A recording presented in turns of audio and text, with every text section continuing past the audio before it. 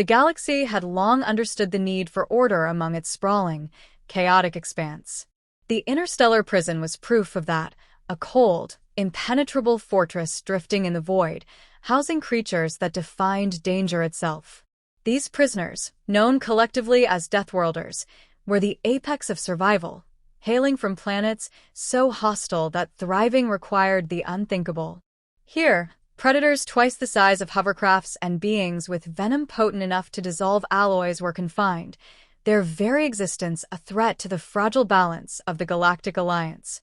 Deathworlders were more than mere prisoners. They were living reminders of what nature could sculpt when left unchecked. And yet, for all their terrifying prowess, there was one species they universally feared: humans. Humans were not the largest, fastest, or strongest. Compared to other species, they were unassuming, a species of bipedal mammals from a blue-green world. Yet that world, Earth, was classified as a death world itself. Its scorching deserts, frigid poles, violent storms, and teeming predators created a crucible of evolution, forging resilience unlike anything seen elsewhere. When the Alliance first encountered humanity, they were dismissive. The creatures of Earth seemed middling in comparison to the towering warriors of Tarks or the venomous cunning of the Threx.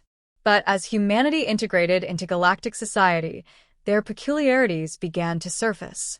They survived encounters that should have been fatal, solved problems that defied logic, and carried a demeanor of unshakable calm, even in the face of mortal peril.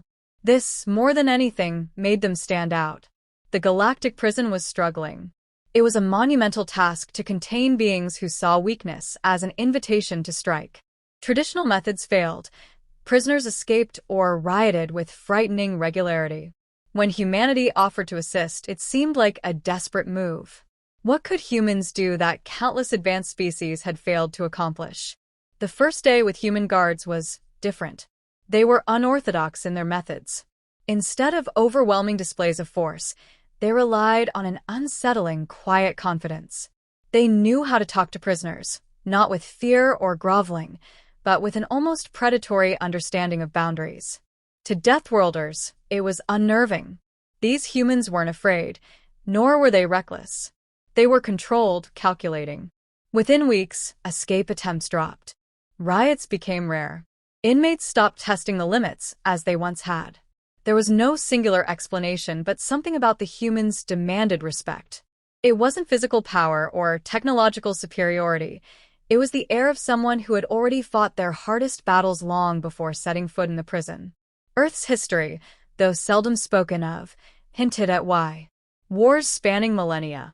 Civilizations rebuilt from rubble again and again. Catastrophes endured with grim determination. The Deathworlders weren't facing mere guards. They were dealing with creatures who had been molded by conflict and survival for millennia. As tensions simmered in the prison, whispers of rebellion started to circulate. Yet, even as unrest grew, the humans carried on, unperturbed. The prisoners couldn't comprehend it, but deep down, they feared the answer to one chilling question: what happens when you push a human too far? The prison erupted in chaos. It began with a calculated strike. An inmate sabotaged the energy conduits powering the containment fields, plunging entire sections into darkness.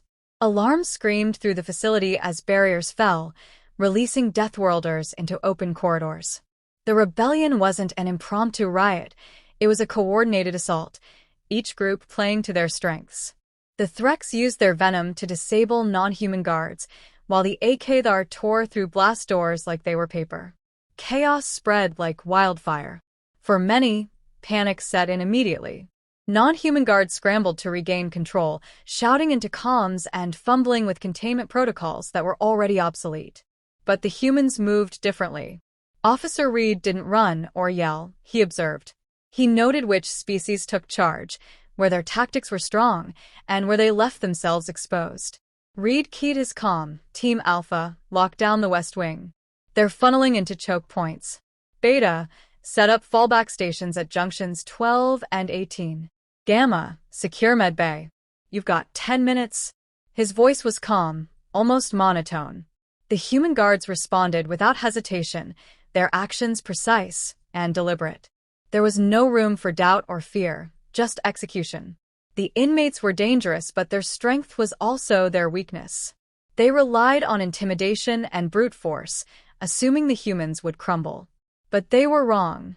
As the Threx moved to overtake a security station, they triggered a pressurized foam trap, a human invention designed to incapacitate without harm. The foam expanded, locking their limbs in place before they could even hiss in frustration.